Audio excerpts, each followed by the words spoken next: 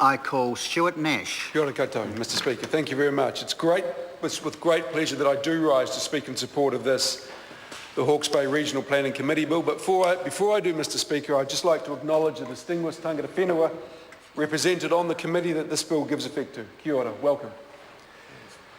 Mr Speaker, it's also with great pleasure that I find myself working very closely with someone of such quality, passion, energy and commitment as Meka Whaitiri. Ms Whaitiri and I are dedicated to working closely together on the issues that are important to the people of the East Coast, to help find solutions to the problems that many in our communities are facing due to the tough economic times faced by the regions.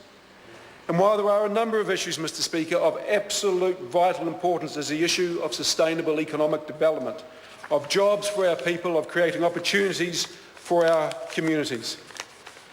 This paramount consideration, Mr Speaker, is why I feel privileged to speak on this bill, because I believe it is just part of the jigsaw that forms the whole puzzle around creating sustainable economic development. Mr Speaker, first of all, in order to give credit where credit's due, I stand and applaud the Honourable Chris Finlayson and the dedication, energy, work and commitment that he has brought to this very important task of righting past wrongs. He did, of course, have extremely big shoes to fill in the Honourable Sir Michael Cullen. However, luckily for New Zealand, he also has extremely big feet. And so the long march to redressing the injustices that started under, I believe, Norman Kirk continues unabated today. Mr Speaker, even though this bill is called the Hawke's Bay Regional Planning Committee Bill, I do not see it about giving an effect to a committee, but rather ratifying a partnership between parties who will come together with a common purpose and who we can teach and learn from one another. Mr Speaker, what I learned in my role as a forestry spokesperson across a whole range of consultation is that when it comes to land, Pākehā often talk about ownership, more of a short-term focus, whereas Maori spoke of stewardship or kaitiakitanga. And it's a beautiful word that we really don't have in the English language, which is a shame because it embodies in one word the philosophy that I actually believe we should be practicing in the 21st century. While I heard the word, I didn't really understand its meaning until I started talking to those for whom it is the only way. No one owns the land or the natural resources, but rather people are custodians of the land for future generations. And if we are good custodians, Mr Speaker, then the land will be good to us. It will feed us, it will provide employment for our families, shelter and land to call home for our children and our children's children. But most importantly, Mr Speaker, sound stewardship of the land will allow future generations to reap the rewards that respect of any resource continues to provide. This is why, Mr Speaker, I see this committee that this bill ratifies as a partnership, why it can be a very important and powerful committee for change, and why it is of vital importance that it works well, that it's highly functional, but most importantly, that the views of all those who seek a position upon the board are respected.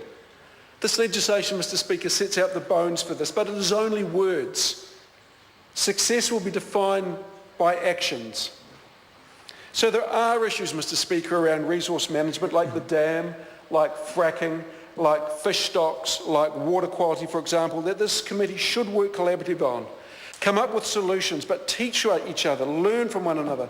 Because only when we work together, Mr Speaker, and marry 21st century legislative requirements with a growing awareness that we are, in fact, only stewards of this wonderful land, will we ever able to move forward as a nation and as a region. Because, Mr Speaker, out of this, I only see opportunities out of partnership and meaningful collaboration. I see a region where there are plentiful jobs from thriving industries and engaged communities, and healthy children and engaged whānau, and a pride that comes from knowing that together we are stronger and we can achieve anything. So my key message, Mr Speaker, really is for a vision to be realised. We must first understand that we all have something important to offer, and lessons to learn and teachings to give. This bill is one of the many steps to a future where we all work together to realise the region's potential for current and future generations. It's a future based on mutual respect and trust, based on kaitiakitanga. Thank you very much, Mr Speaker. Point of order, Joe Hayes.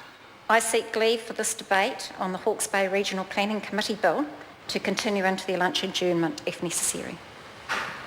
To continue beyond the lunch adjournment? Yes, beyond. Well, leave is sought for that purpose. Is there any objection? There is no objection. I'm calling Marama Fox. Tēnā koe te mana whakawā. Tuatahi kei te